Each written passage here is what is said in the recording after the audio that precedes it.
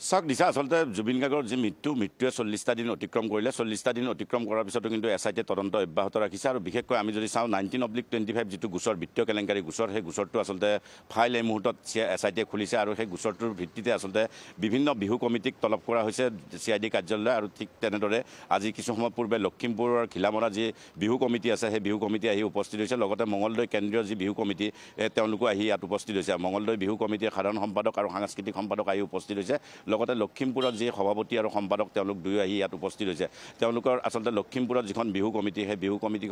বিহু কমিটিখন 12 লাখ টকাত বুকিং কৰিছিল জুবিন গাৰ্গৰ যি অনুষ্ঠান বিহুৰ অনুষ্ঠান সেই অনুষ্ঠান বুকিং কৰিছিলে আৰু 12 লাখ টকাৰ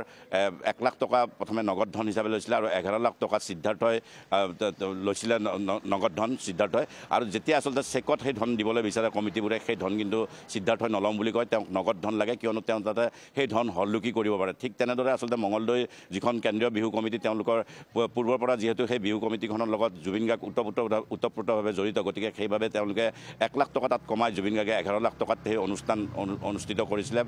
এয়া আছিল 28 এপ্ৰিলৰ ঘটনা চলিত বৰ্ষৰ গতিকে এই যিখন মঙলদৈ বিহু কমিটি তেওঁলোকে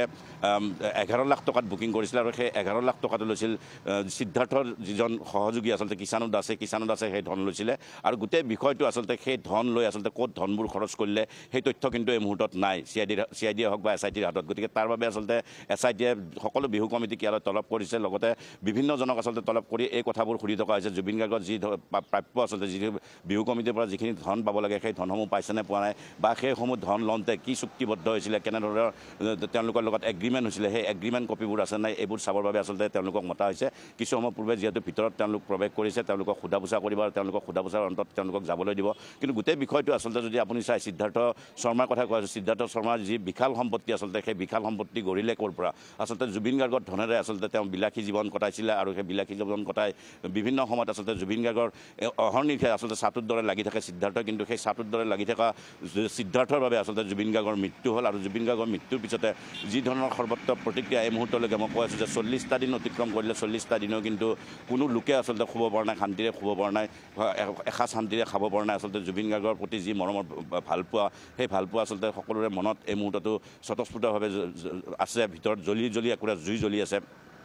গোটেই বিষয়টো আচলতে যিহেতু SITয়ে যি তদন্ত প্ৰক্ৰিয়া মই কৈ আছোঁ যে 19/25 যিটো বিত্তীয় কেলেংকাৰী গোচৰ সেই গোচৰটোত আচলতে সেই ফাইল এই মুহূৰ্তত খুলিছে আৰু খুলি তেওঁলোকে এইসমূহ তদন্ত তেওঁলোকে অব্যাহত ৰাখিছে গতিকে পৰৱৰ্তী সময়ত আচলতে সিদ্ধাৰ্থ আৰু যি শ্যামকানু মহন্ত যি বিত্তীয় কেলেংকাৰী গোচৰ সেই গোচৰত গ্ৰেপ্তাৰ হোৱাৰ সম্ভাৱনা আছে কিছুদিন পূৰ্বে আচলতে স্পেচিয়েল DGP বিশেষ আৰক্ষী সঞ্চালক প্ৰধান মুন্না প্ৰসাদ গুপ্তা অৰ্থাৎ SITৰ যি নেতৃত্বত আছে মুৰব্বী মুন্না প্ৰসাদ গুপ্তাক আমি সুধিছিলোঁ যে 19/25 গোচৰটোত সিদ্ধাৰ্থ শৰ্মা বা যি শ্যামকানু মহন্ত তেওঁলোকক গ্ৰেপ্তাৰ কৰা হৈছে নেকি কৈছে তেওঁলোকক এই মুহূৰ্তলৈকে গ্ৰেপ্তাৰ কৰা হোৱা নাই তেওঁলোকক যেতিয়াই পৰৱৰ্তী সময়ত আচলতে জেলৰ পৰা তেওঁলোকক গ্ৰেপ্তাৰ কৰিব বুলি কৈছে গতিকে যিসমূহ তথ্য প্ৰমাণ তেওঁলোকে যুগুত কৰিছে এই মুহূৰ্তত সেই তথ্য প্ৰমাণৰ ভিত্তিত পুনৰ তেওঁলোকক যি বাক্সাত এই মুহূৰ্তত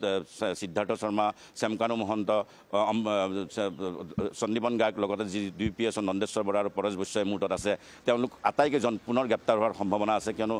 ইয়াত সন্দীপন গাৰ্গ হয়তো গ্ৰেপ্তাৰ নহ'ব কাৰণ সন্দীপন গাৰ্গে বিত্তীয় কেলেংকাৰী গোচৰটোত নাই বাকী নন্দেশ্বৰ বৰাই হওক বা পৰেশ বৈশ্যই হওক লগতে সিদ্ধাৰ্থ আৰু যি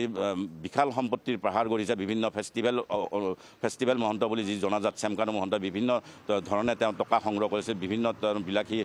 বিশাল সম্পত্তি সেই সম্পত্তিবোৰ কেনেদৰে কৰিলে আচলতে সেই যিটো গোচৰ 19/25 সেই গোচৰটোত এওঁলোক পুনৰ গ্ৰেপ্তাৰ হোৱাৰ সম্ভাৱনা আছে মই কৈ আছোঁ যে যি দুজন PSO নন্দেশ্বৰ বৰা আৰু পৰেশ বৈশ্য তেওঁলোকৰ একাউণ্টতো বৃহৎ পৰিমাণৰ ধন লাভ কৰিছিলে আচলতে জুবিন গাৰ্গে যেতিয়া অনুষ্ঠান অনুষ্ঠিত কৰে তাৰ পিছত যেতিয়া আচলতে তেওঁলোকক